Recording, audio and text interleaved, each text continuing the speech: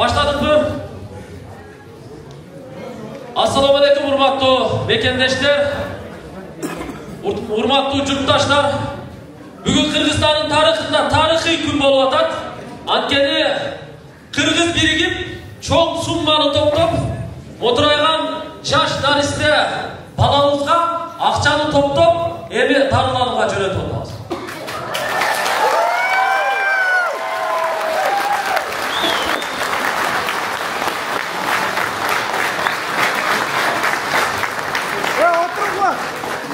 Топтолган акча бул биздики эмес. Бул элдики. Элге рахмат.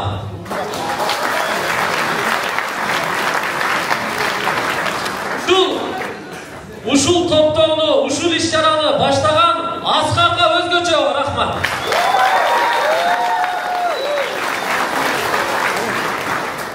Бул сумманы биз бир аптага жеткирбей 4-5 күндүн ичинде топтогонго жетиштик. Эми мына ушунун отчетун далили менен тактана деп коёлу. Аскарга сөз берели, Аскар отчетту берсин. Assalamu alaikum жигиттер. Буюрса сүйүнүп турабыз.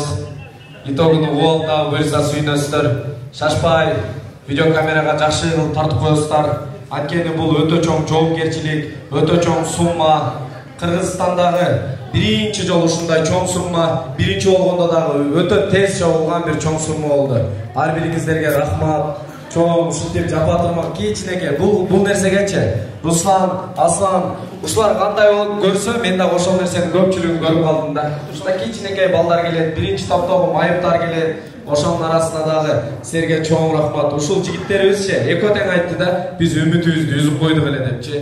170 миллион сомду укканда любой үмүтүн үзүп коет. Маселе акчада эмес, бирок ошол дарын алган болсо жакшы болот деп, буларга дагы бир себеп кылалы деп Асландын өзүнүн оозунан уккан сөзүбүз. Мен үмүт үзүп койдум эле дейт. Кече ушул Хамзаныкы башталгандан кийин болот экен да демек деп анан кийин аракет кылып баштадык дейт. Элестеткилер, кыргыз эли мына бул кандай чоң сумма. Ар бириңиздер мына сиздер убактыңыздарды бөлүп келгениңиздерчи бул өзүнчө бир садака да. Ал ушул жерде камера тартып отургандын баардыгы сиздер себепсиздер. Сиздер ойлогоңуздар, мына Аскардын прямойуна эле ошол акча чогулуп калды деп. Сиздер вообще айтпай эле коюңуздар, Аскар сен болбогондо, мындай болгондо деп. Мен силердин катарыңардагы адаммын. Жөн эле мен ушул нерсеге себепчи болуп калдым. Ошон үчүн ар бириңиздерге чоң рахмат. Ушунча келип берип, аттуу баштуу агалар, теге эле бир кичинекей балдар, даже мамлекетибиз өзү дагы аябай көңүл бурду. Урматтуу Ажоол Садыр Нуркожоевич өзү дагы көңүл бурду. Өзү дагы аябай чоң сумма кошуп берди. Генералыбызга дагы чоң рахмат. Ошол биздин улуу агаларыбыз колдоп турган болсо, албетте артында кыргыз эли биз сөзсүз колдойбуз жигиттер. Ар бириңиздерге чоң рахмат. Анда отчет итогун берели да буюрса.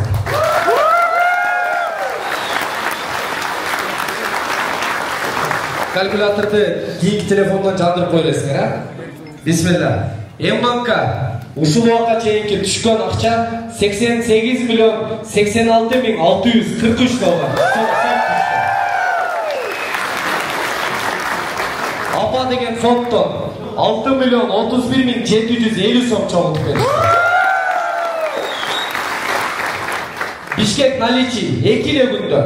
Бишкектин наличийна 2 күндөгүсү 10 миллион 64 миң 724.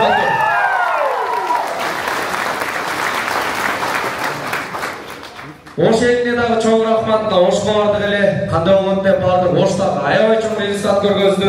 Оштон наличий өзү бул 1,5 миллион М-банкка кошулуптур. Ошондон тышкаркы наличий 12 миллион 706 миң 938.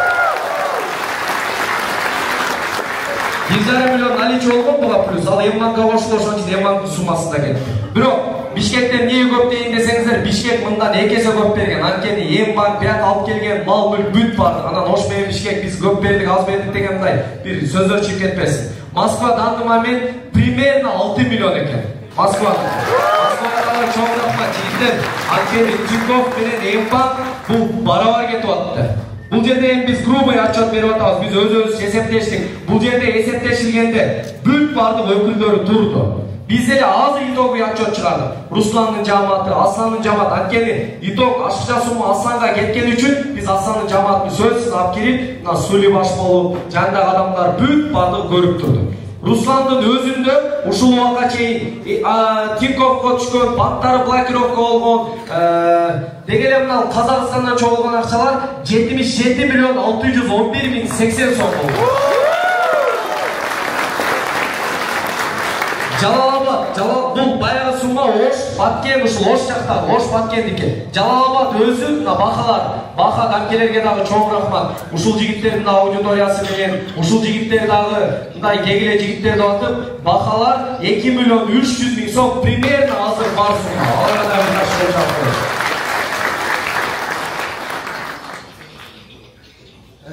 Ошондой эле Америкадан да, Американын суммасы да бул жакка кошулду да, наличие болуп эсептелип калды. Америкалык дагы бир туугандарыбыз, биз бияктан туруп Дастанга чалган эле, Американын өзүнөн 36 миң доллар акча келди. Америкага да чоң.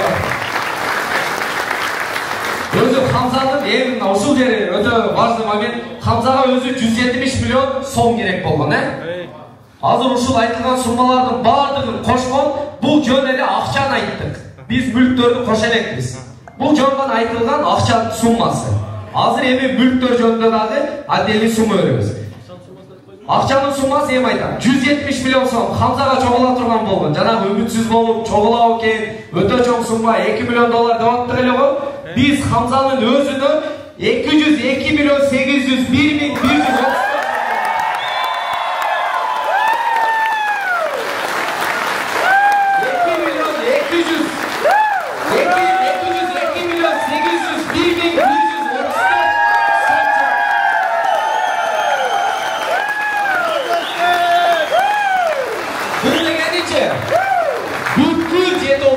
Эмне үчүн нарын айтылган жок, эмне үчүн талас, эмне үчүн ысык көл.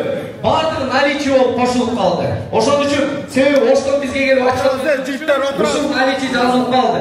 Жети область бардыгыңызга рахмат. Биз 170 миллион сомду кантип чогултабыз деп аттык. Чогултабыз дегеле. Болгону 4 күн болду. Хамзанын чургаганына 5 ай болуптур. 4 күндө интернет аркылуу угулду. Demek bizim kolumuzdan geletken de 200 aşırı menен 202 milyon bul akçalay çoğuluktu. Emin sizlerge mülktü. Ankeni bizge öttö köp aşırılar geldi, atlar geldi, koylar geldi. Tegelemden içi magazin olup kaldı. Mülktü primerli itogu 11 milyon 779 bin 800.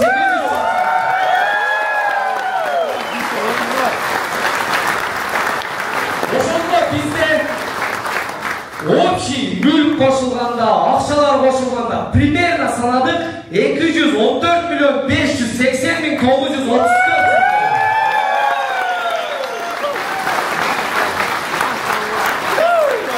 Değerli 170 milyon som Hamzaga bere turgan bolsok, oşonda Hamzanın fondundan Aslanga öte turgan akça 44 milyon 580 bin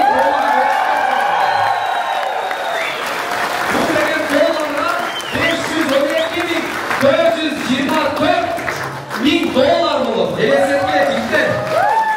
Başka 3'ten 1 bölümü bu Hamzanın fondu bile cevap koydu. Demek bilgisayar onu değil. Her bilgisayarga hoşum geldik. Her bilgisayarga rahmat. Bu bizim hazır bölüp durgan sunmamız.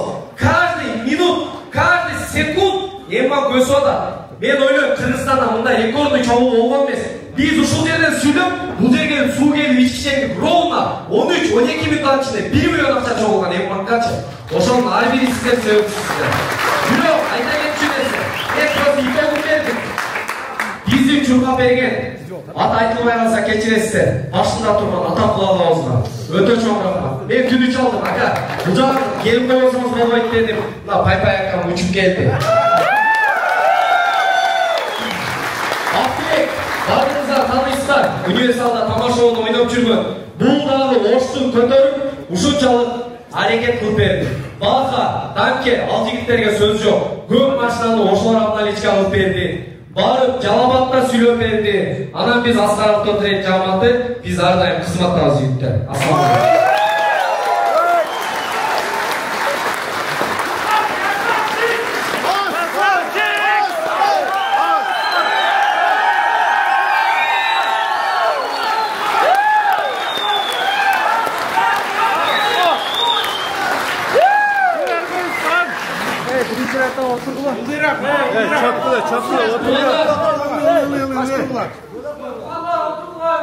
Tuganda gördünüzler mi? 2 yaştaki Nariste'nin ömrü kımbat mı? 200 milyondan çok sunma kımbat mı? Ömür kımbat eder. Biz ömürünü bağlayalatı geliriz. Buna uşağa turuştuk beni alatı geliriz. Bu başlangıcı buyursa. Biz birincisin cendik inşallah. O çağlar olsun.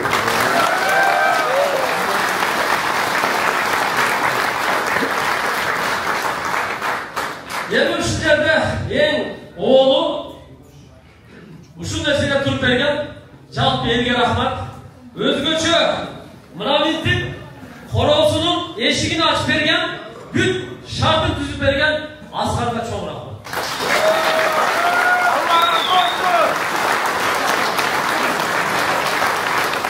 Asgar jasay almaydı. Tendege rahatçılık bildire almadan Allah'a rahatçılık bildire almaydı. Oşon üçün Çalp Elge Asgar'da rahatçılık bildirip koyuşunuz bildi. Asgar güçlü bağında yeni hoştan çakı bağında bul derse bol emez. Ümitsiz şeytanın dengeline düşüp kalmalı kendisi. Buna çasam. Salın koşmanın şu Asgar'ın Çalp'ı cemaatına tenen rahatçılık bildiririz. Anasız karı, Paklar, Tamike, Amerika'dan misalı Dastan Ali hareket kıldı. Atına tavakan bir topanlar. Oşta misalı Akdirek. Biz oşkuğa Asgar'a köz, buna Ruslan içöz, uçup vardıcak tünü menen bozuydu diktirip boşaltırdı. Büt şartlı tüzüp koydu. Bugün oşta eköz çüşten giyin uçtuğunu oşka maksat hafta Dubai menen Polat degen balanı çoğup gelsin oşol жерге dayındap keldik. Hazırda oşol жерде Dram teatrının aldığında ştatta sayın duradi. Hazırdağı, ertengdağı, büsü günü dağı bu mundayça aytkanda sadaka toktobаşı gerek da. Aslandıkı bütünge çek. Belki bulattabız. Жағдайға жарашты. Demek biz жасыралап келеміз.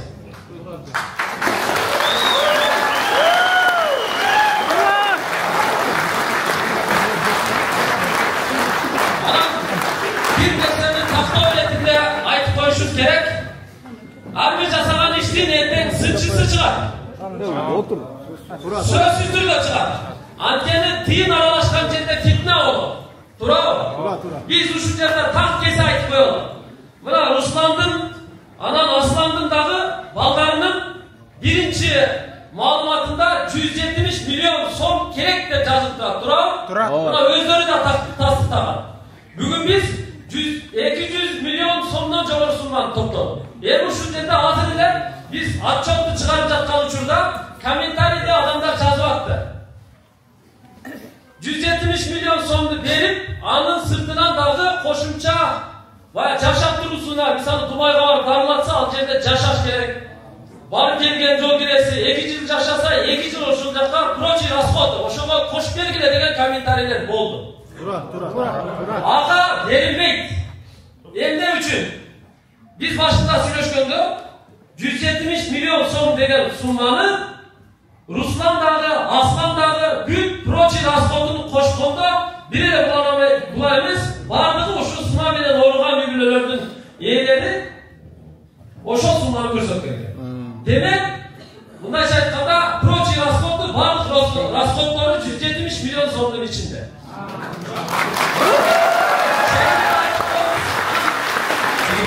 Ушул жерде түшүнбөс болуп калат. Эртең бул укол арзандашы мүмкүн, кымбатташы мүмкүн. Ошол мезгилде ушул эки жигит эмес, биз атакулак экөөбүз күнөөлүү болуп калышыбыз мүмкүн. Чегин азыр деле любой момент көргөзөт. 1 миллион 819 миң 500 доллар экен бир укол. Аны азыркы курс менен долларга чаккан сомго чакканда 160 миллион сом болот. Бирок булар башында эл адашпасын деп 2 миллион доллар деп айтышкан. 2 миллион доллары 170 миллион сом болот. Биз азыр жамаат менен машварамызды сиздерге дагы салайлы. 10 milyon 9 milyon so'mу лишний расходуна кететкен. Эмне дегенде Дубайда 3 ай жашайт. Принципиально ал жерде жашайт. Дубайдын расходун билесиздер. Казакстандан bir 5 milyon теңгеге bir аппарат алат экен. Плюс кастеттери бар экен. СНГда буну карап массаж кыла турган врачтар жок экен. Бул жигиттердин өзүнүн айтуусу. Мурда ооруган Арузат карындашыбыз дагы вынужден Москвага көчүп кетип жашашкан экен. Москванын жашоосун билесиздер. Булар канча жыл жашайт? Айли Алла билет. Булар азыр бала менен күрөшүп, ишке дагы убактысы жок болот. Ошол расходторуна деп силер өзүңөр болбосо эл айтты 170 миллиондон көп бергиле. Биз элден бир баягындай жаман сөздөр чыкпасын деп өздөрү айткан сумманы бердик. Ошондо бир 100 миң доллар расходу бүт кастетине аппаратына жашаганына Москвасына деп бердик. Эгер сиздер ыраазы болсоңуздар, ошол бойдон деп калтырганыбыз бар.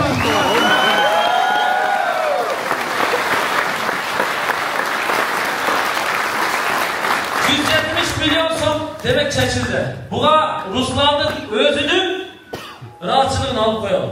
Ruslan, uşunu bile mesele çekilir, razısın mı? Razımın çekilir, şuradan uşul kol kaldırıp, uşul rasım acesi oldu alacağım. Özüm yaşımın işteyim, özüm bağım. İslam Muhammed!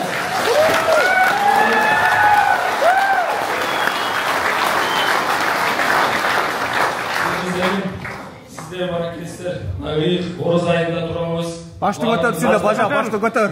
Barınızlarına Allah'tan razı olsun. Başını cebine salmanız var. İki dünyanın baktığını versin. Eş zamanlık görmünüzler. Benim balamı saktan kaldınızlar.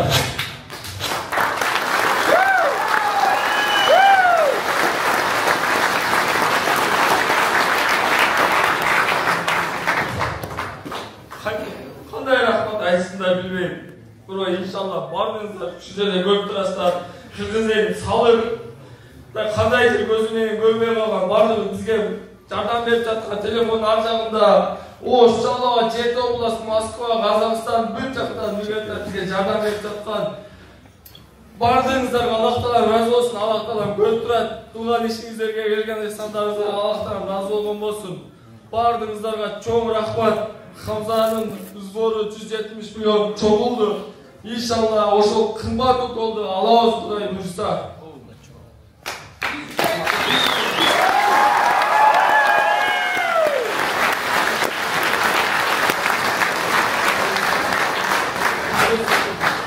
Benim bizim zbor bizim zbor Uysa bugünkü saat, bugünkü sekund dağlanıp elen Hamza'nın zboru Çavuldu degen mene tutup kalmayın. Bardыңыздарга айтып коеюн, ушул жерде Кыргыз элин барыңыздарга. Бул жактагы мага окшоп мен 1 жыл кыйналдым. Бул жактагы кыйналып жатат. Иншалла бул инсанды да көтөрөйүн.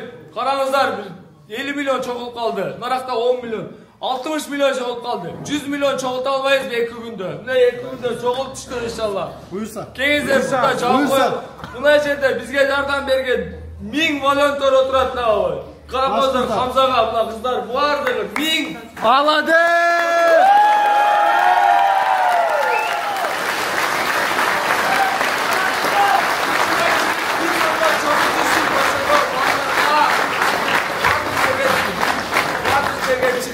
Sonunda çoğulup bersin. Volontörler hiç çaka gitmeyin. Bardığınızlar uşul aslanға yardım bereyik.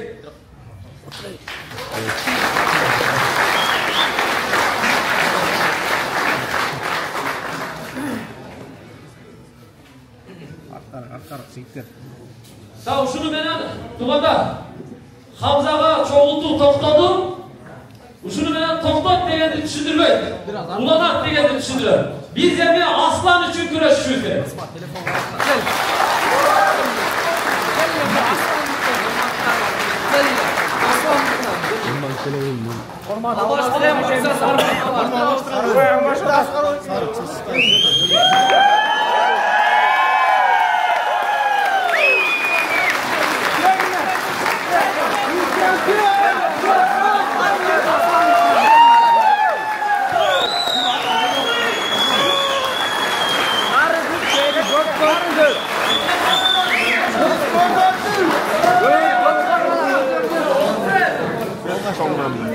Uşul Aslan'ın ömrü için kuraşıyoruz dumanlar. Aslan'ın ömrü için.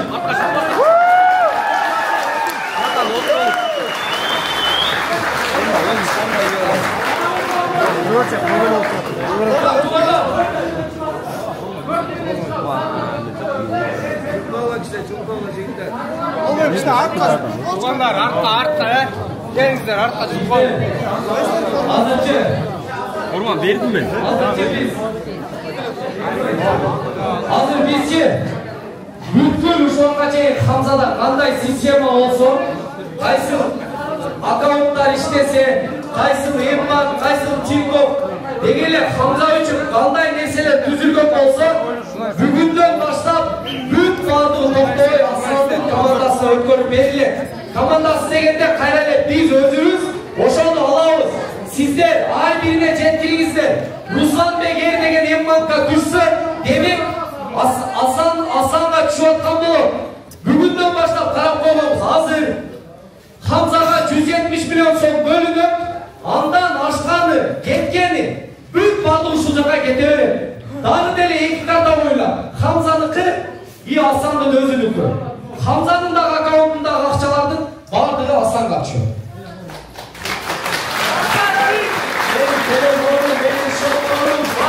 Aslanla işleyip salıveringizler hiç ötmek verdik. Bende telefon yok, bende şotlar yok. Vardı Aslan'ın kolunda ötmek verdik. Gelingizler candan verip koyuyor Aslan'la.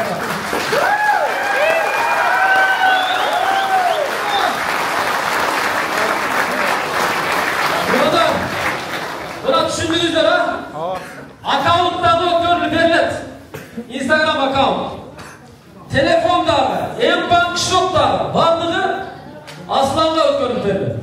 Aslan'lıkı toldurulmayınca toktamayız inşallah. Kuday bir inşallah.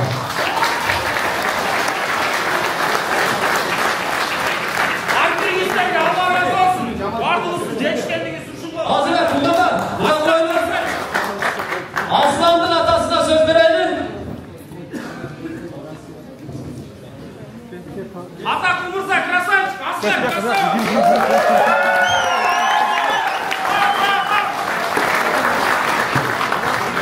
Bunlar. İşte artıra şunlayın. İşte artıra. Tak. İşte artıra. Biz bugün Jalpı Kırgız eli, Jalpı Kırgız eli. Jalpı Kırgız eli tüyüşük tapkan Hamza'nın büyümülesinin hatasını alışımız gerek. Çoğun ataları, çoğun eleri geldir. Tuğlanları. Uşul kişilerge söz vereli ata cürtü cana tağa cürtü. Hatasını alıp andan ki sözlü Aslan'la veririz. Otur oğlum. De oğlum. Assalamu alaikum, Erkut. Sana bugün жақсы ağır oldu. Navuşlan bir doğan tağa soralım. Navuşlan 5 ayımızda geldiler. Tağa şunda oğlum kalktı. Emine olamız. Ancakta desek $2 milyon degende biz üçün çıkar. Ben öyle olduğu için. Aydan 2 milyon. Kantik çoğultağız. Meylim hareket kılıp çoğultağız deyip başlamanız. Başlamanda şu 5 ayda 10% çoğultuk. Adam oynayıp kaldı. Bu jağı qanday bolat endi? Ne bolat deb. Allah taala nasip qilgan ekan. Buni Asqar. Rahmat. O'zime qilib ataqul sana rahmat.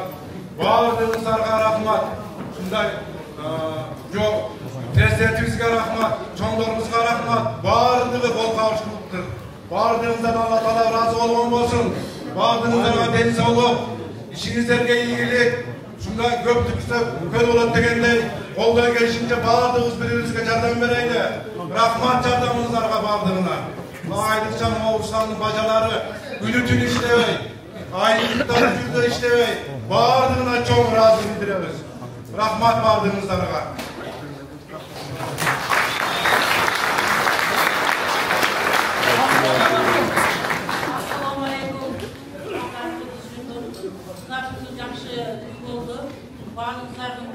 Orozamızda kabul olsun. Şu günü gökten kütüp жүргөнбүz. Birinci tutkanda чынында биз аябай 5 aydan beri bizde uyku yok. Qanday çoğulabı, emne olot degen gün daim жүрөгүбүздө turdu. Şu Hamza nebemiz yaşap ketse eken, buguna turup ketse eken dep dualardı kılıp жүрдүk. Rahmat Kırgız elim, aylanayım, kağlayım Kırgız elinden. Kırgız bolğonuma sыймыктанам, musulman bolğonuma sыймыктанам. Көптөгөн нерселерди алып келдиңиздер. Чоң рахмат туугандардын атынан. Şu Hamza балабыз жашап кетсин. Аллахым şu Ruslanга дагы өмүр берсин, көп чыккарды. Şunday mıhtı ata ekenin dalinde koydu. Şunday ele balanco, bardıq çurqalan, men Kırgızmın degen, men musulmanmın degen adamdın barına Allah razı olsun. Rahmat çok.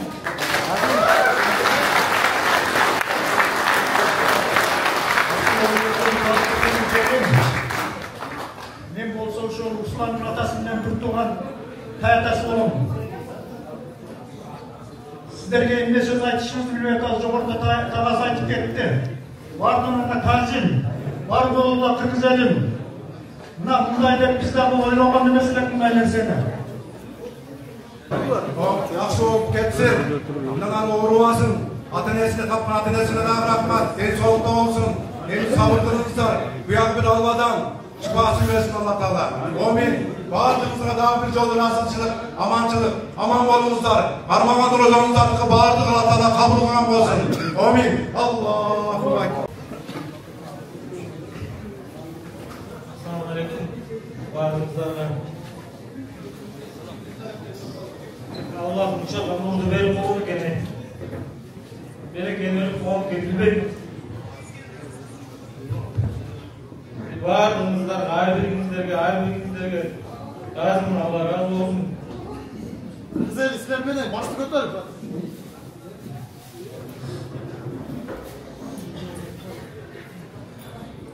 Şunları tutup kalmasdan, bağırdığınızlardan, sulanıp kedim, ötüp kedim, ayrı-birinizlerin sağlığınızdan biz için ötü çoğun sevimci olup olun, Skarbayke'ye bağırdık kısmakta. Allah razı olsun, zanları razı. Askar'ın janында жүрген балдардагы Askar qanday tүйшүк тартса, ошондой tүйшүк тартты. Askar'ın балдар бар. Алар Нуржигит, Бек жана башка балдар. Тартасызбы?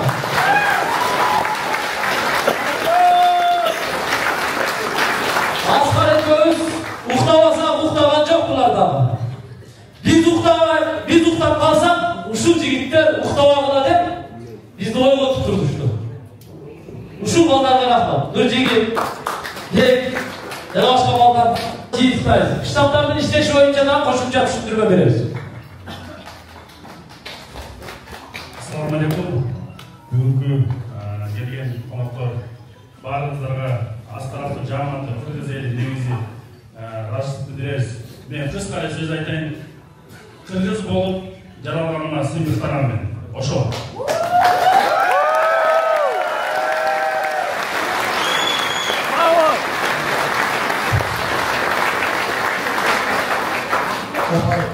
Assalamu alaikum. Hurmatli mekandeshlar, buyurtmanlar.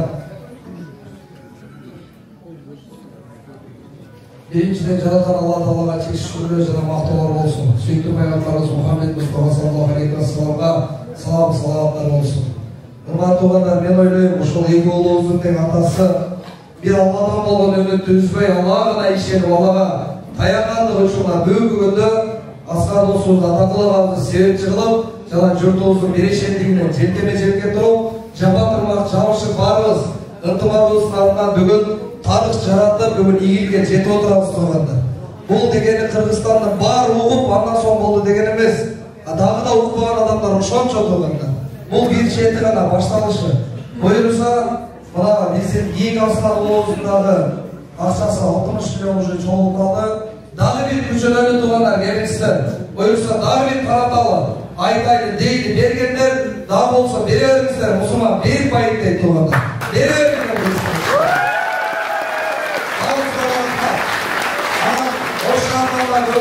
Ошар боюнча да айтып болду. Ошолдук драма театрынын алдында болсуй турат, биз ошол жерде буюрса, ушул сбор бүткөнгө чейин тикебизден тик туруп кызмат кылып берген даярбыз иншалла. sözünde olay, boş штабка ертең biz bargıca maksat Polat деген балдарга барып жол бересиздер. Биздин өкүлдөр коюлган, анан суранабыз. Aslan tez alanın içinde Oşko штабка özümdün en жақын адамдарыңды жөнөтсөң. Түшкөн каражат бүт ошо сенин жақын адамдарыңа биз мына спор башталгандан бери чөнтөгүбүзгө биз тыйын салган жокпуз. Бүт ушу Русландын жақындарына өткөрүп берип аттык. Аягында бүгүн гана бүт сумманы акчасын чыгардык да. Экинчисинде эле ошондой уланам. Анан өзгөчө бул адамдарга ыраазычылык билдирбесек болбойт. Азыр эле Бака менен түз чалуу аркылуу байланыштык. Бака менен Тамкеге өзгөчө ыраазычылык. Бир колчалап коюңуздар.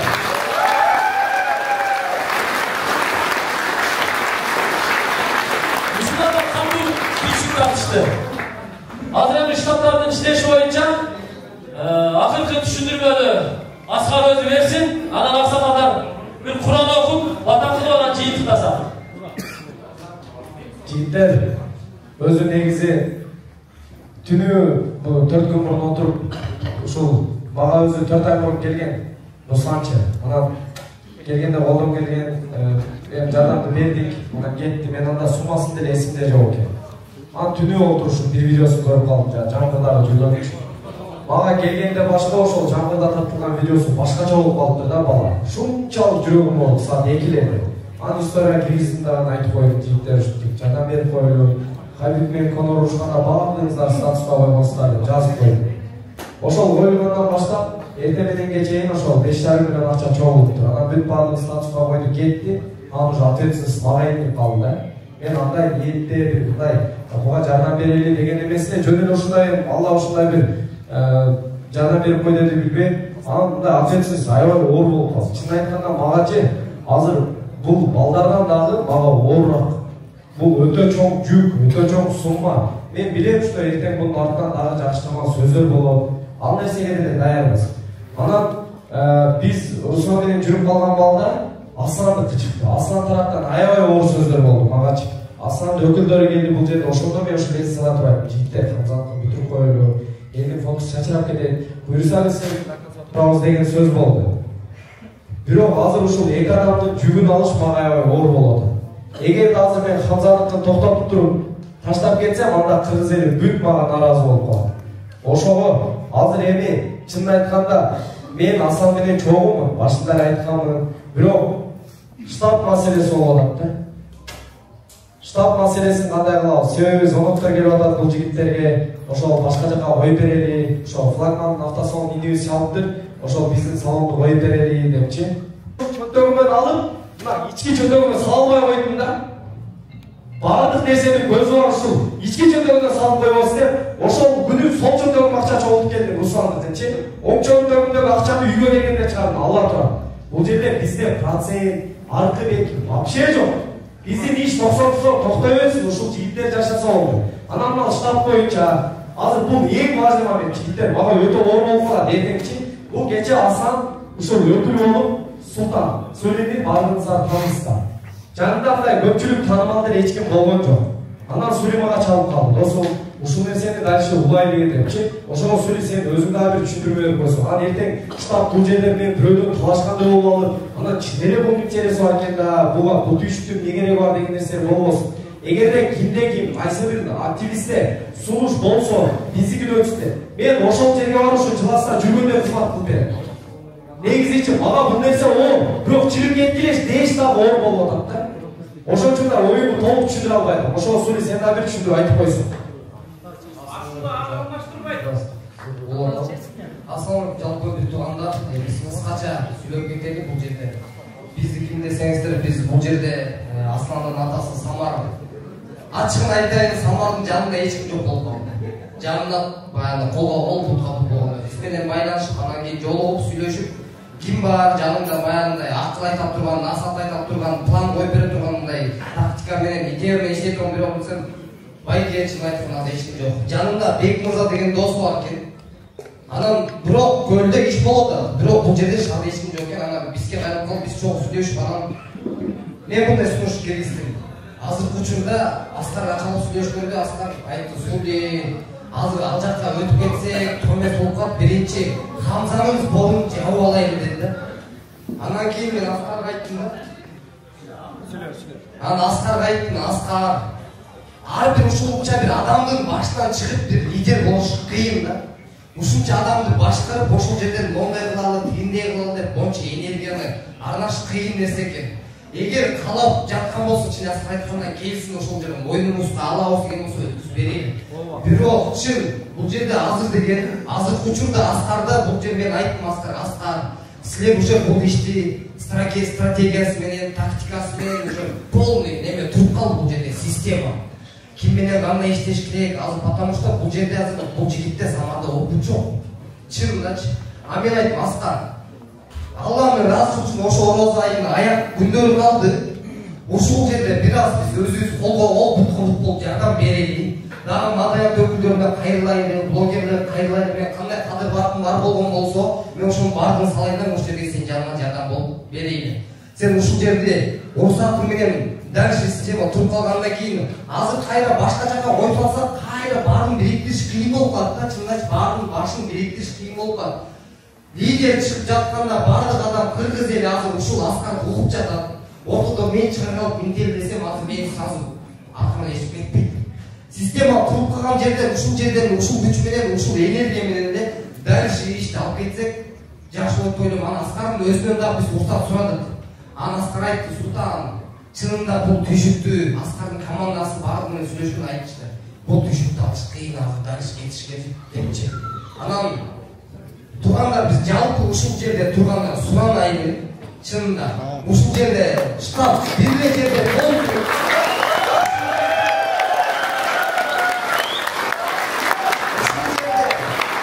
Ушул жерде буга чейин кандай иш болгон болсо, мындан дагы жакшыраак кылып келели дагы. Мен азыр интернет баягы тармакта көп адамды тааныйм. Анча-мынчасы баягындай чыгат, анча-мынчасы чыгарган жок. Ошол адамдар деп жаман дебейли, алар деле сторисине чыгарып атат. Бирок ошол адамдар бизге азыр дагы жардам керек. Баардык поштаныш билиш болсо ошолорго жөнөтөлү. Мен мисалы барам ар бир ушул жерде киноактёрго, футболчуга, мен тааныган адамдарга барып туруп, ошол жерден видео тартып берип кой деп баардыгына барып неметер жардам беребиз. Ошон үчүн бир аз ушул энергия, акыркы энергия болсун деп турганда, штабты бир кылып эле, бир эле лидер болсун, ортодо бирөө чыган калбайчы турганда. Ушуга макулсуздар сизде.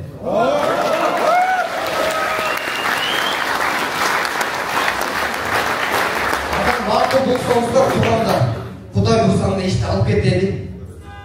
Кандай энергия болсо, кандай ниет болсо, баардык амал ниетке жараша болот дейт. Анан ушул Асландын сборун баштап, Кудай буйрса Самарай сборун баштап, жакшы аракет кылып дагы бир орозун артык күндөрүндө аракет кылсак, патрич болуп калган өзүңүздөр көрдүңүздөр. Биз болгону гана себепчи экенбиз да. Мындай сөздөрдө келип бир сөз сөйлейт. Тугандар мени туруп ортодон интернетте жаман сөздөр чыгып атат да. Бул ортодон кактан чыга калды, даярга тап болду деп Аскарга биз мурда деле жардам берип жүргөнбүз. Өздөрү биякта устан. Анан кийин бул жерде биз неме менен Самарбек менен байланышып калып, анан кийин мондай кылалы деп жардам берейин, Аллахтын алчын дедим мен. Мен деле колумду интернетке чыгарып, эми болуп элбеле. Мен деле чыгарып элем, эч нерсе анча-мынча чыгарып атам. Бирок главный азыр бул жерде лидер Аскар боло берсин. Анан Аскарга Кудай буйрса сбор баштап, штаб ушул жерде болуп атат. Анан дагы бизде бул жерде уже Асландын немесине неме келип калды, уже эле штаб ачылса ушул жерде Асланга сум жамааты бул жерде акча алып кетип сразу эле. Ушул жерде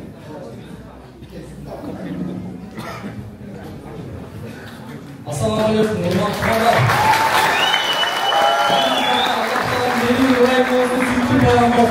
Аллах Таала болсун. Аллах Таала барыңыздарды кармаган Рамазаныңыздарды, кылган жакшы амалдарыңыздарды, берген садакаңыздарды Аллах Таала кабыл кылсын. Урматтуу туугандар, сөзүн башында эле ыраазычылык менен билдиргим келет. Бир адам Аллах Таалага ыраазычылык билдире албайт, эгерде адамга ыраазычылык билдирмесилер. Биринчиден кыргыз элибизде, экинчиден ушул жерде чукап жүргөн жаш балдар, кыздарыбызга жана ошол эле ушул команданын башында турган атактуу байкеге Аскар мырзага терең ыраазычылык билдириш керек. Себеп дегенде туугандар, любой адам акча берип коюш бул оңой да, бирок өзүнүн малын, жанын, убактысын, өзүнүн бизнесин токтоп, бизнесиндеги жамааттын ушул Алланын ыраазычылыгына жете турган амалды кылган үчүн ар бир эле адамдын колунан келе бербейт. Ошон үчүн ар бир кезде Аллах Таала эки дүйнө кор кылбасын, эч нерседен зар кылбасын туугандар. Анан туугандар айтып келе турган нерсе, мынакей Аскар мырза да айтып атпайбы бул жердечи? Мына Кудай буйруса алхамдулилlah, Аллага шүгүр. Шу сиздердин себебиңиздер менен, Аллах Тааланын каалоосу менен Камза бөбөгүбүздө акча чогулуптур. Бирок Кудай буйруса мынакей бул жерде Асканга бөбөгүбүз бар экен. Мына ачык айткан айтып кетпеди бул жакта Аскар мырзачы. Действительно, биринчи адамдын баардыгы чогулду. Калайык элдин баары акча чогулду. Биринчиси, экинчиси караганда жеңилирээк болуп атат. Экинчиси чын-чынын айтканда кыйыныраак болуп экен туугандар. Мына биз Сумдун жамаатына келгенбиз. Сумда дагы ынтымагыбыз бар. Бүгүн бир 5 саат иштен да кыймылдап койдук. Мындайда туугандар, бир адамдар көрсө болот Аскар байке мына ачык элечи. Биз буга чейин Аскар мырза отуруп койгонбуз 20 000 сом, 30 000 сом, 40 000 сом баардык чейин бирок биз айттык эле, биз биякта өзүнүн общество бар. Өзүбүздүн ынтымагыбыз бар. Ошого жараша да бияк көтөрүп болот дегенде 5 саатта Кудайга шүгүр 500 000 сом чогулду да.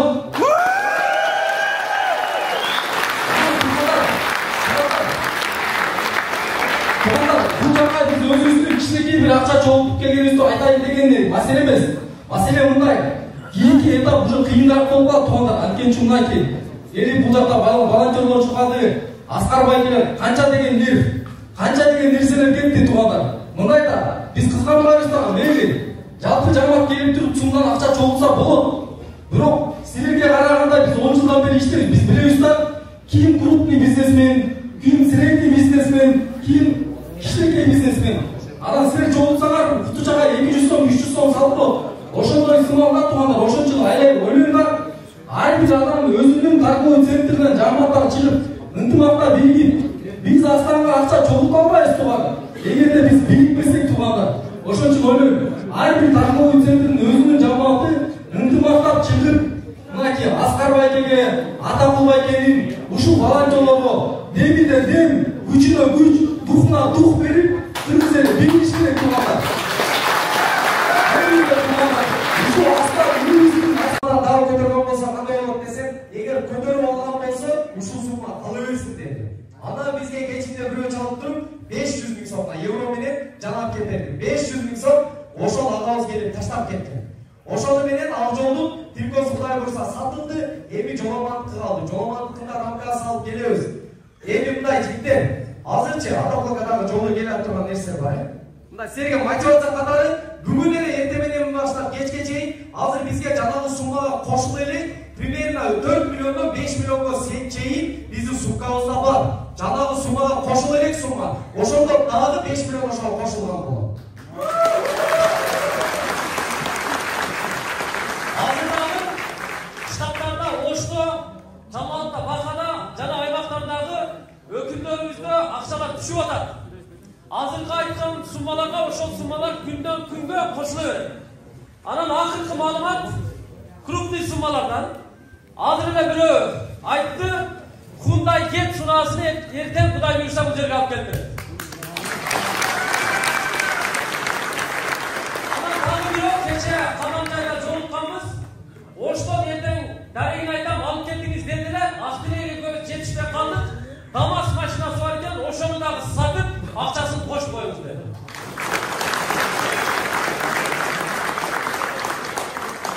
Беришиңерге рахмат. Азыр эми уруксат берсеңиздер, кичине созулуп кетти той сыяктуу. Бирок бул нерсени аткарып койбосок, айтып койбосок болбойт.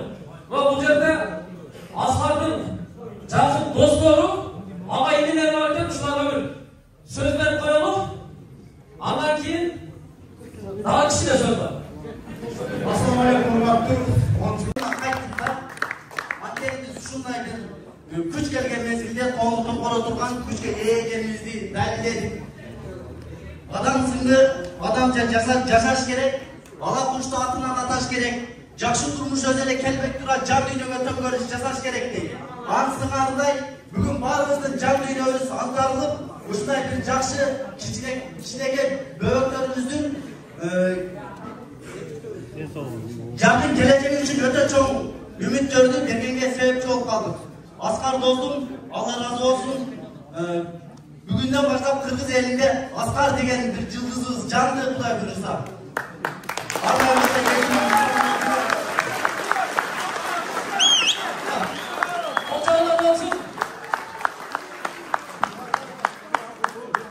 Ушул жерде туугандар бир нерсени баса берип айтып коелу. Аскар Калпаев чечпейт. Четкен жарашты. Калпак жарашты. Эр азаматка ар күндө ар кандай сыноо керек. Мына бир ай мурда Аскар тууралуу интернетте кандай гана комментарийлер жазылды. Açık айтыш керек, ошо комментарийди жазгандардын бетине айтыш керек. Аллага чаккан сыпаты бар экен, бүгүн Аскардын даражасын ага салыштырмалуу 5 эсе көтөрүп койду.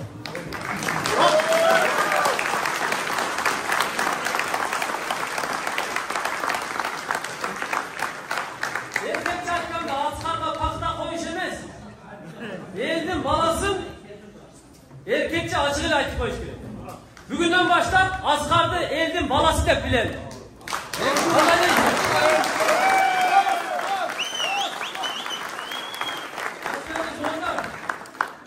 Bu ata-babalardan kalınan salt var da bir liderin aslında bir liderin aylanasında anı bilişimiz gerek.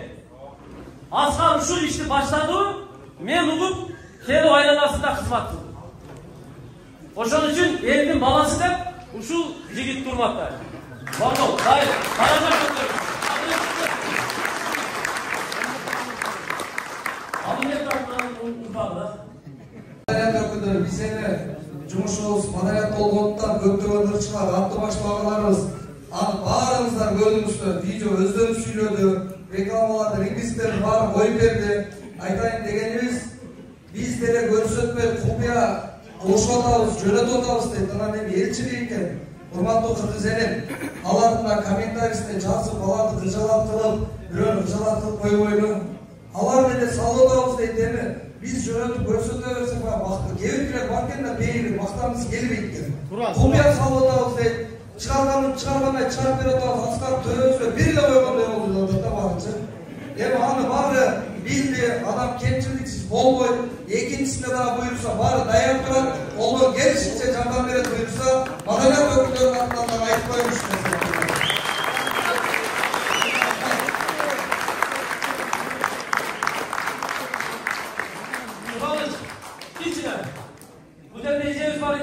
Sözler koyalım. Düşünün, ben de geldim, şöyle şarkı içine rабочий городокtan geldim. Kafe Mantla Sartınat'tan geldim ben. Şu kişiliklerimizge yaratkan şifa versin.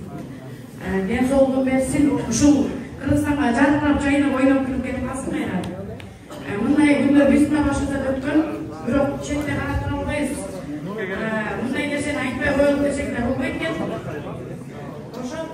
Şu Mantla Sartınat'tan geldim. Rабочий городокtan Mantla Sartınat'tan geldim. 100.000 soğuk. Bakalım. Montajlar kabiletin adına 100.000 soğuk. Ocalar olsun.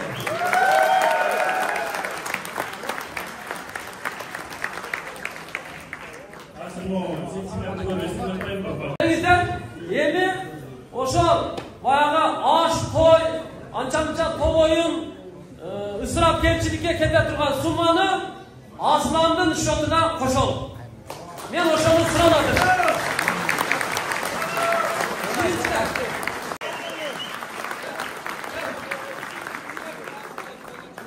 Ушул жигитчи мына башталган күнү чалды мага.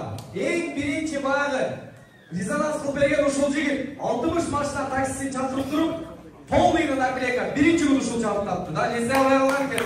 Аны баштап кетти. Honda gitmek bir koçanlar. Daha güzel.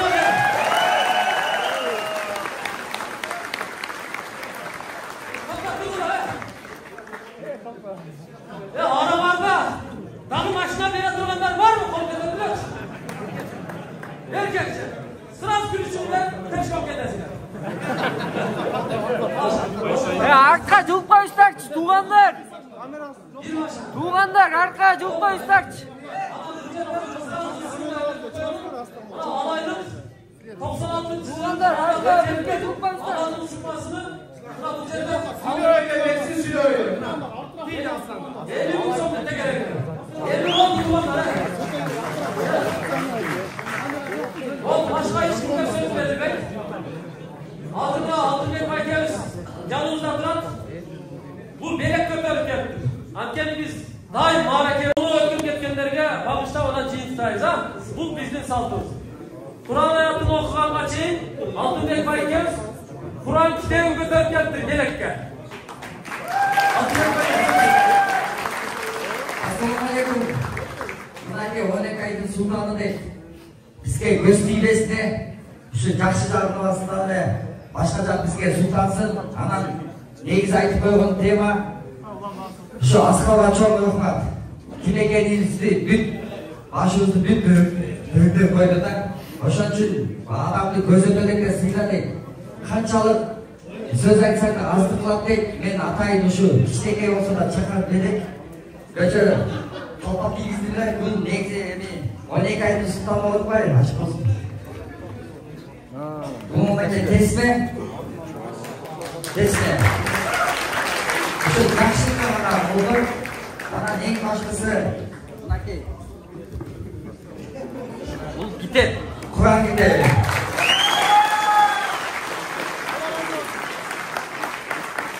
Ушу китепти белек кылайык. Анан мен эми көп жерде мындай да бүт желектин астында чогулабыз да. Анан мен эчкимге эчтеке деп айта албайм. Ушу экрандагы менин фишкам ушу желекти өйдөгөн көрсөк кандай болот дейсиң? Ушу желекти бийликте болсун.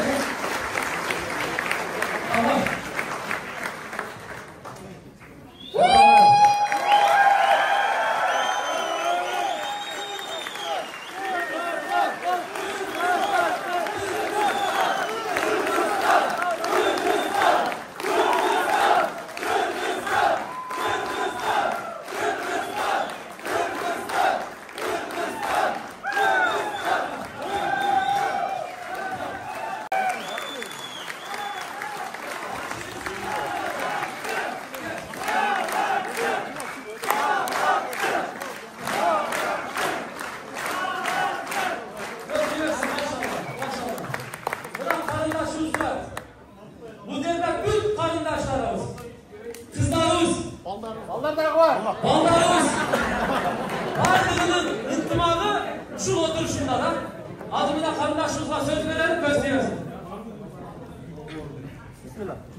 Tunç. Assalamualaikum, mana bugunlarga men o'sha ishlar boshqarmasini qildirib turib, shundan meni bitib qoldi.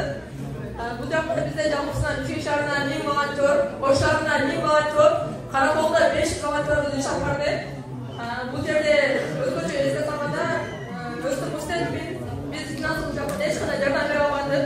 Biroq o'sha bizdan yordam berib, kunida 100dan 200dan volontyor bo'lib chiqib, Bishkek shahridan Qurman taratishdi. O'sha reklamalarga taratdi, taqida bir endi o'sha qayrilgan tarqan, o'sha volontyorlar bo'ldi. Bu yerda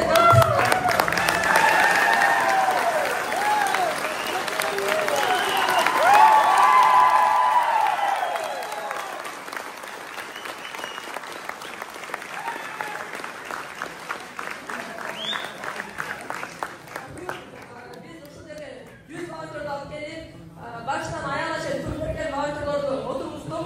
Barınlara çok rahmat, Allah'ın sevdiği hayırlı olsun.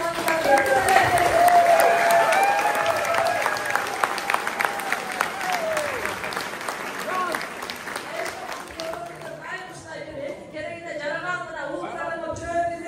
Koşulları adına aytayım. Beni yardımcı olup sayfalayın. İslam'ımızda, İsmail'imizde, Hasan'ımızda, takıda bizde Putin'de takıda.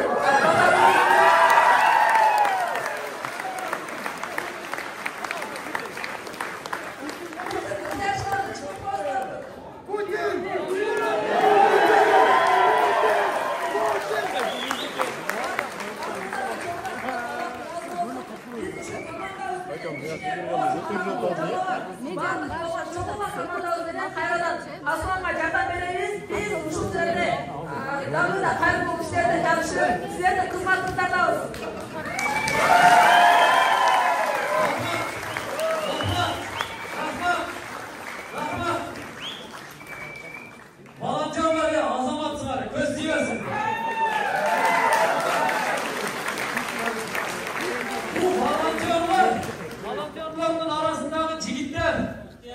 ıhtiyarçılar elindeki sonun işleyip dese bu karındaşlık başarıp durmayın.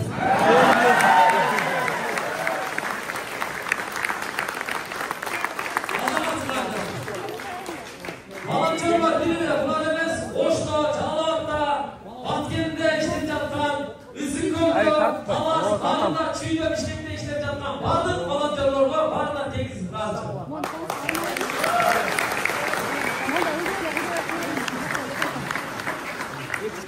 Андан кейін Урматтуу меймандаштар, тағы bir өзгөчө ыраазычылык, эң биринчи өлкө жетекчилерине өзгөчө ыраазычылык.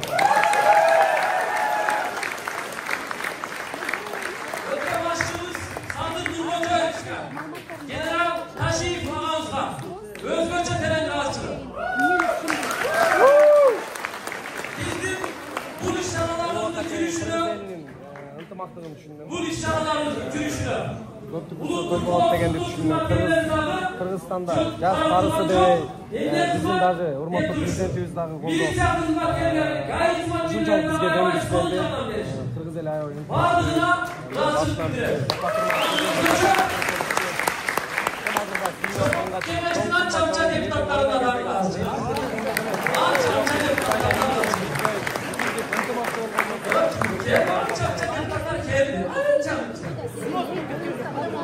bilmem havanı şusu nasıl olaydı hep daha var.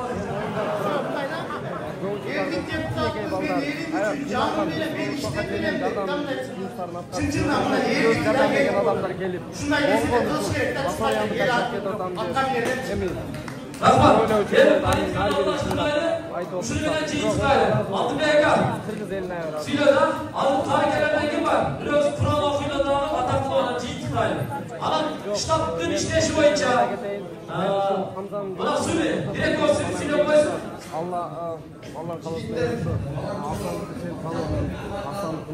Құдай ұрса штаб ушул жер болуп баардыгыбыз макулдаштык.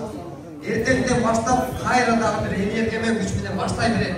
Эртеңден баштап ушул жерден жолуп ушул жерден ишти баштайт. Макулсарга барыбыз карайт. Ошол менен көңүлүбүз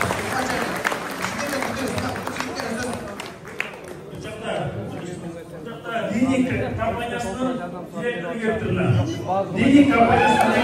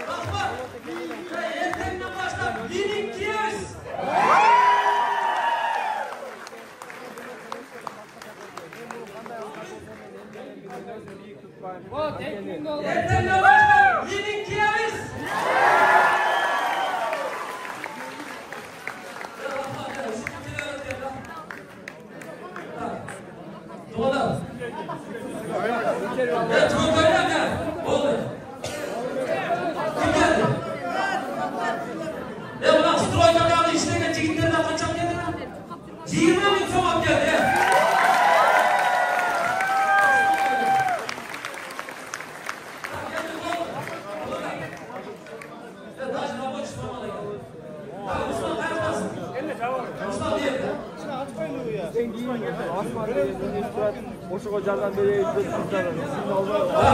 Каракелерде ким бар? Келбеши каракелерде.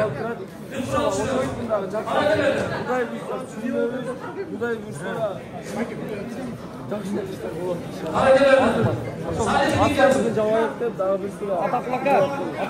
Умра калган жакшы болот деп сөз берип калды эле. Бүгүн бизге Досумра компаниясынан Русланга Умрага берет.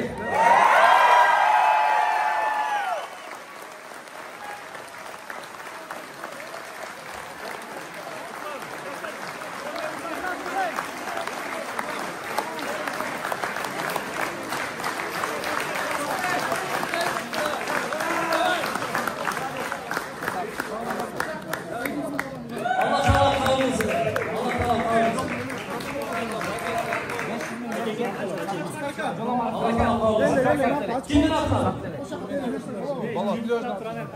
Atınız? Bektirsin. Evet, bektirsin ağabeyimiz akşam geldi kanca. 100.000 sağ.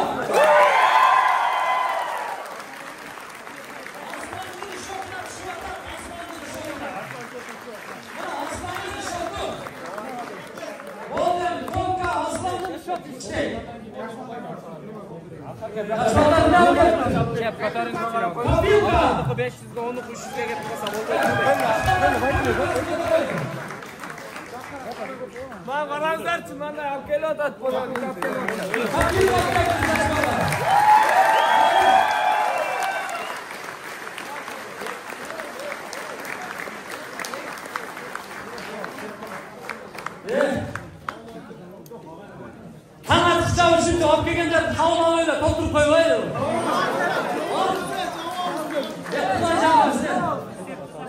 Evet, topsun altlarını atak geldik.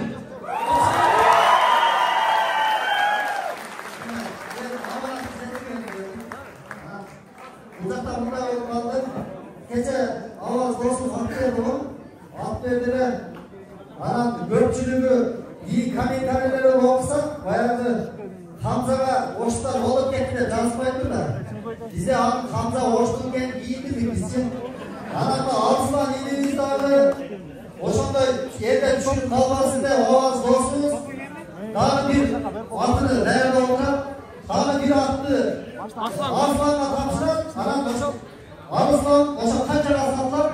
Barış oşak var. Ramsası ucu aslanla geçsin. Oşandayım. Karayvalıyım. Çok da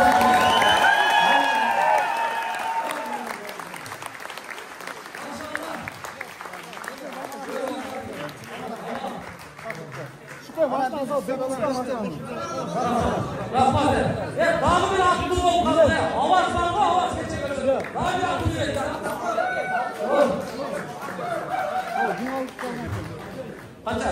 Kanca vurun Royke. Evet, Cumhurbaşkanı Rabbim geldi. Kupiyasın.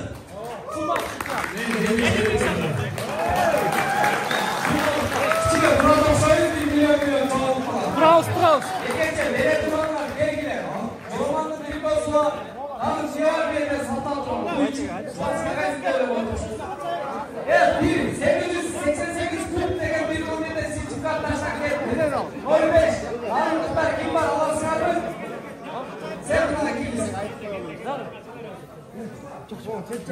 Satlar seçim evet, çiğler. Anamda yeni var da. Malcayda satlar duran dolduran neresi var? Asal. Futbolga içki lütfen evet bakın.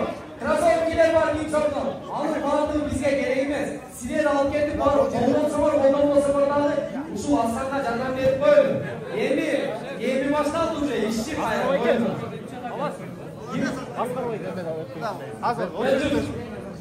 Geldim. Keçiler. Nazif devam var tuttu bu maçı. Telefonda şef. Alma var. Zındır çarpma. Telefonda. Geçen atını verdi 15.000 dolarga bugün sattık oşu avazın atını. Adını ikinci atını verip atan özü buna aytıp koysun. Abişaniyasını telefon arkalı alıp koyar ha. Avaz. Bu atarız seni.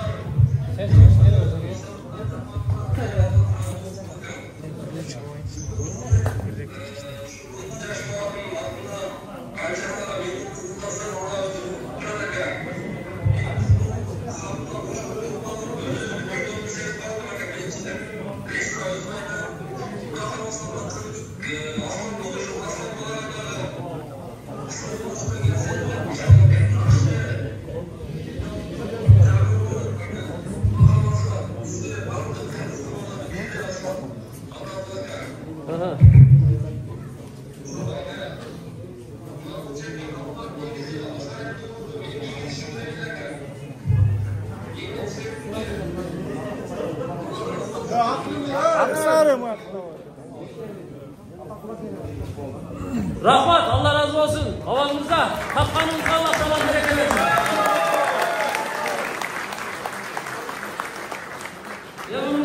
Bu kadar. Bu işte aslan başlap kaldılar. Gece сварщиктердин арасында кичине эмес бар. Daha bir ömür hakkı verir.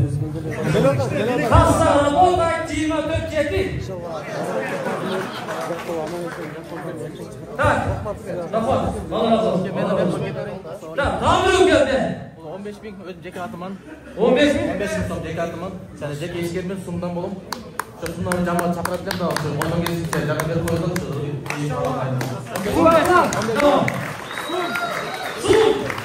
Сумдан келди.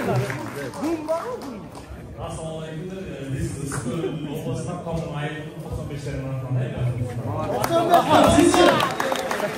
Assalomu alaykum tug'anlar. Biz Bishkek shahri Gruzlar Perovsk kanatidan 20 ming so'm keyingi gruppalarga da aytamiz. Jana Qirg'iziston bo'yicha Gruzlar Perovsk qilganlar kelib, shunday qo'shimcha qilamiz. Sizlarga mo'zal tushadi.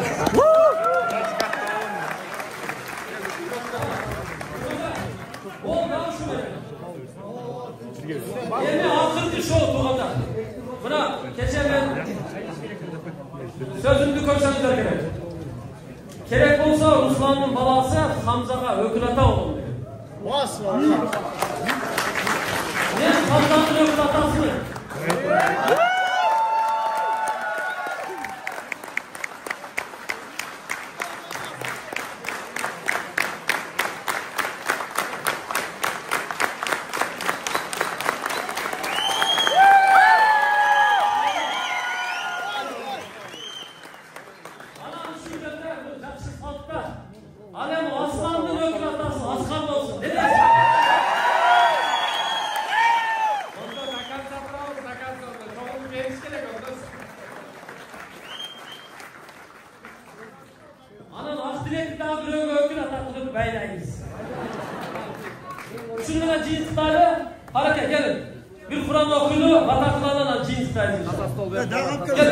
Таза стол бергин.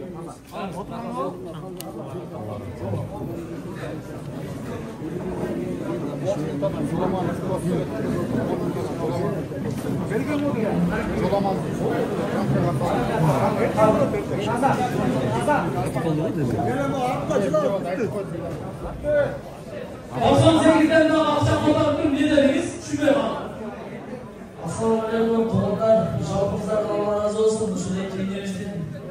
Densoqqa qaytga qaramay barimizdan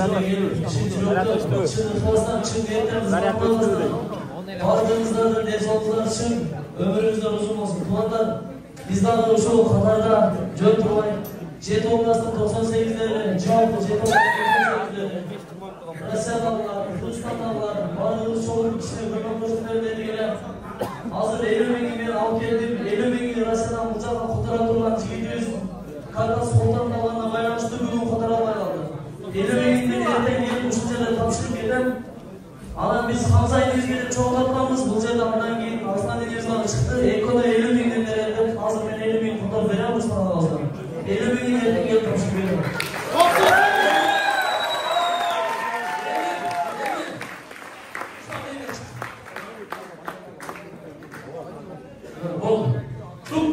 Geçine çıdak burası. Adımına Hamza'ga dep toptoğunu da ne devam payı. Yerden bundan kıpırlar olup konuşur mümkün de. Bravo Ruslan.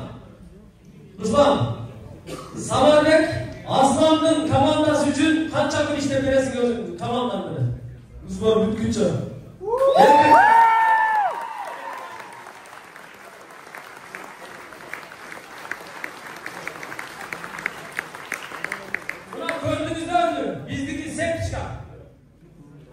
Birine biri candan verir. Yerden Hamza menen Aslan özünün doğrunda kılay saklasın. Kimdir biri olup kalsa oşoloruna candan vere turgan, oşolorunun gamın göre turgan ballardan olup çoğuyuz. İnşallah.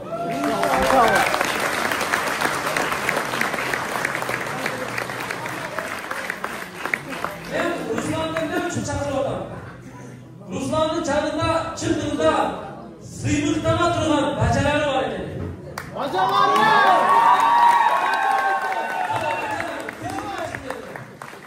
Bacalar! Durun yerine. Tug'anlar! Qancha baca? 4 o? 8 baca. Kevler baca menen baca tanış emes. Şunday bacalar var da. Kevler var bacanı körgönde baş şaplı olup artırdı balıkta baca. Yok bunalık bacalar şınızı bacalar ekan. Bacalarning ulgusi oldu bular.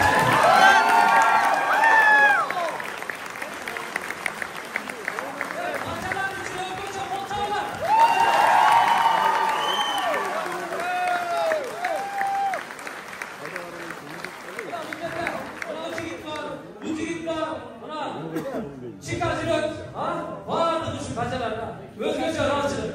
Hep butu kuygun toğuk toy, butu cergen dine uçular işte.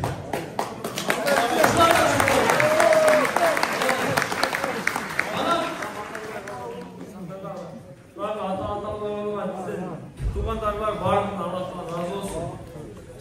Çınlığında жақсы еңбектеріңіздер, жан дүниеңіздерді, беріп өзіңіздер, балдарыңыздар, қасиетіңіздер барыңыздар, Аллахтан разы олsun. Şu жерде келген insanlara, телефон аржағында insanдар барыңыздар, Аллахтан разы olsun. Çok рахмат.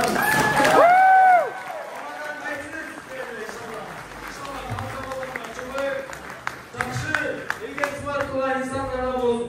Sizler түгелді соғымға ие болғаныңыздар, жардам берген insanlar, ihsan берген insanlar. Allah razı olsun sizlerden.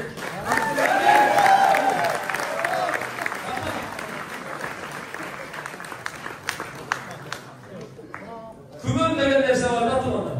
Kümen bol şeytandır işi da. Evden bana zor bütküçe kısmat kılam derdi. 5 bacam ben şöyle zor bütküçe. 5 bacası bile kısmat kılam aslanla da orada. Bizim kamerada benim. Geç sana geç. Volontörler de var. Bütün ihtiyaçlar var.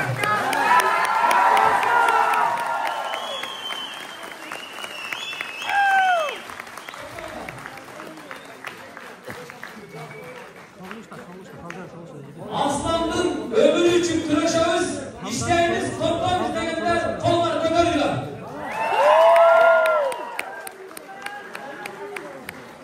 Vardı bunu kol götürdüler. Yaşarsın aslan! İşteyiz yani. İşteyiz.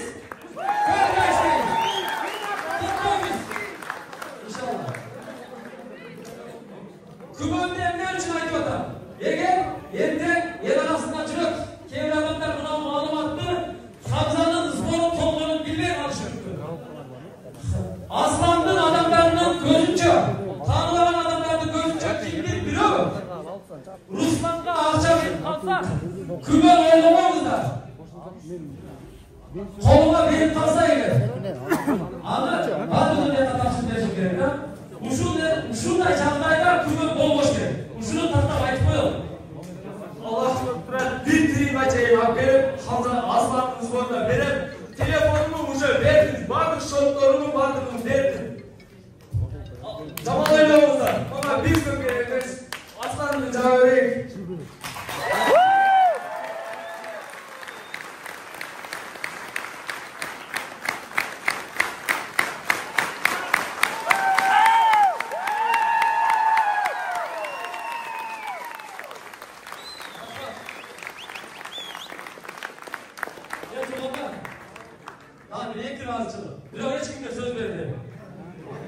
Razıçılık, buna bugün, buna aslanı konuda biz общий счет'tan gelince aslanın çömleğinden bir trik etken yok.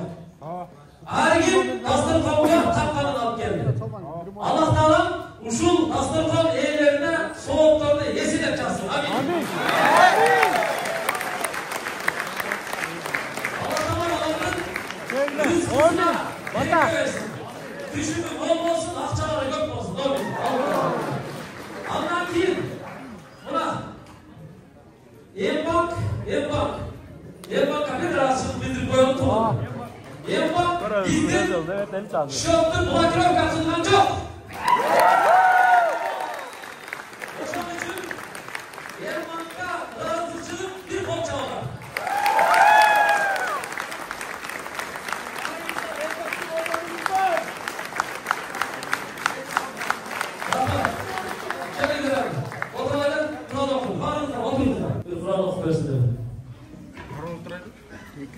أعوذ بالله من الشيطان الرجيم الرحمن الرحيم يا أيها الذين آمنوا لا تلهكم أموالكم ولا أولادكم عن ذكر الله ومن يفعل ذلك فأولئك هم الخاسرون فأنفقوا مما رزقناكم من قبل أن يأتي أحدكم الموت فيقول ربي لولا أخرتني إلى أجل قريب فأصدق وأكن من الصالحين ولن يؤخر الله نفسا إذا جاء أجلها الله خبير بما تعملون صدق الله العظيم سبحان ربك رب العزة عما يصفون وسلام على المرسلين والحمد لله رب العالمين آمين. O Жараткан Аллахым, ушул окулган Кур'ан аяттарынан пайда болгон соопторду Пайгамбарыбыз саллаллаху алейхи ва салламдын рухуна, анын үй бүлөсүнө, сахабаларга, табийиндерге, адамдардан ушул бүгүнкү күнгө чейин өтүп кеткен бардык бир тууган момун мусулмандардын рухуна багыштадык. Алардын катарында өтүп кеткен биздин ата-бабаларыбыздын рухуна, кыргыз мамлекеттүүлүгүнө түптөлүшүнө салым кошкон улуу инсандардын, устаздардын рухуна багыштадык. Чубак устазыбыздын рухуна багыштадык. Бардык жети атабыздын рухуна багыштадык. Өтүп кеткен ата-эне бир туугандарыбыздын, жакындарыбыздын рухуна багыштадык. Аллахым алардын сурактарын жеңил кылып, дейишинген орун берген. Пайгамбарыбыз саллаллаху алейхи ва саллам менен дейиште Фирдауста бирге болууну, анын шафаатын насип кылдым. Аллахым бизди, бир туугандарыбызды, ата-энебизди, жакындарыбызды, жамаатыбызды, бардык элибизди, бүткүл момун мусулман бир туугандарды ар түрдүү бала кырсыктардан, асман кырсык, жол кырсык, суу кырсык, өрт кырсык, бүт кырсык апар балалардан өзү сактасын. Бардык пендесин оору сыркоолордон өзү сактасын. Мындай көп акча каражатын талап кыла турган оор оорулардан, жугуштуу оорулардан, өлөкөт оорулардан, жеңил оорулардан өзүн сактарын. Kimge oru bergen bolsa ага şifa bergen. Allah'ım balasızlarga bala bergen. Üyü joklarga üy bergen. Dilek maksatına жеткирген. Жалпы элибизди текебердиктен өзүм сактагын. Сараңдыктан өзүм сактагын. Кедейликтен өзүм сактагын. Жалкоолуктан өзүм сактагын. Арам иштен өзүм сактагын. Дозоктун отунан өзүм сактагын Аллахым. Бейишиңден орун берген. Аллахым бизди ата-энелерибизге тартыктуу перзент, өзүңө тартыктуу пенде, Пайгамбар саллаллаху алейхи ва салламга тартыктуу үммөт, ал эми перзенттерибизге тартыктуу ата-эне болгонду баарыбызга насип кылгын, ya Allah. Allah'ım bu dünya ahiret emine fayda olsa şunu bari bizge nasip kıl. Allah'ım bu dünya ahiret emine ziyan olsa anın barından bizdir saktay görgün, ya Rabbil Alemin. Dozoktun otuna sakta, dozoktun otun bizge aram kılgın, ya Rabbil Alemin. Жараткан Аллахым, бардык дуа тилектерибизди өзүң кабыл кыл. Ушул жерде алакан жайып, бардыгыбыз өзүңдөн үмүт кылып, тилек кылып отурабыз. Өзүңө кулчулук кылабыз. Өзүңө уюп, Рамазан айында кулчулук кылып, ибадат кылып, намаз окуп, 5 парызыңды аткарып, Аллахым кулчулук кылып отурабыз. Өзүң ибадатыбызды, амалыбызды өзүң кабыл кылгын. Өзүңдүн кудуретиң чексиз, бардыгын көрүп турасың, бардыгын билип турасың, бардыгын сезип турасың, бардыгын карап турасың. Bu жерде ешкимдики бир рия эмес. Чын жүрөктөн өзүңдүн ыраазычылыгың үчүн мотураган балдардын өмүрү жашоосу үчүн күрөштүк Аллахым. Хамзага өмүр бер, ден соолук бер, 100 жаш бер, 100дөн ашык жаш бер. Асланга дагы ошондой узак өмүр бергин, ден соолук бергин. Ушул балдарыбыз эртең кайра эле үммөттүн керегине жараган эр азаматтардан болуп чыгыйсың Аллахым. Allah'ım bizim tovalarımızda, bizim keçirimlerimizde Allah'ım özün kavul kıl. Bardığımızda densoluk ver, güç kuvvet ver. Ortamızda ıntımak olsun, şeytanın azdırığından, taradığa, sıykır, camanlıktan bardığımızda özün saktarın. Allah'ım dualarımızda kavul kıl. Allah'ım gece evler kırsızlanan sıracının ustasımızda densoluk ver. Orularına şifa ver. Erdirek sakayıp, hayrat dinge kızmak kılın. Bağrımızda şakir kılıp, aramızda çurkap, keneş ayda yürüyüşünü nasip kılgın, ya Rabbil Alemin. Oğrulanların bağrında şifa ver. Allah'ım densoğluk ver, güç kuvvet ver. Niyetlerimizi kabul kıl. Rabbana atina fid dunya hasana ve fil ahireti hasana ve qina azaben nar bi rahmetika erhamer rahimin. Erken keçek. Ben mına dastorkondagı nerselerni alıp kettiler jigitler. Kızlar. Kızlardan yapalım. Yoksa sırttan gerekenler kilip suup. Уже ақырынан тарап алады бұл жақ. Үшінші жаңағы адам келді.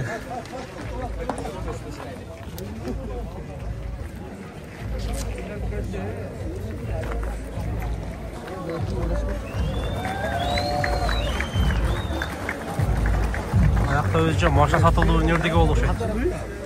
Аяқта өзінше сода болды.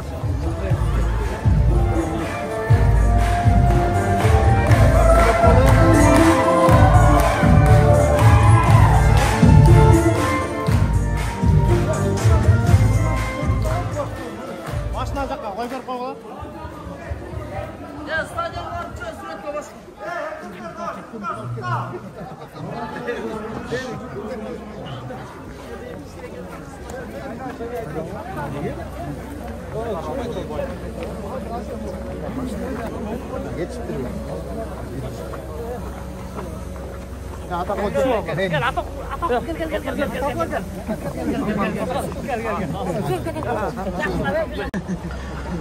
Ушу менен иш-чара бүттү окшойт деп ойлойм.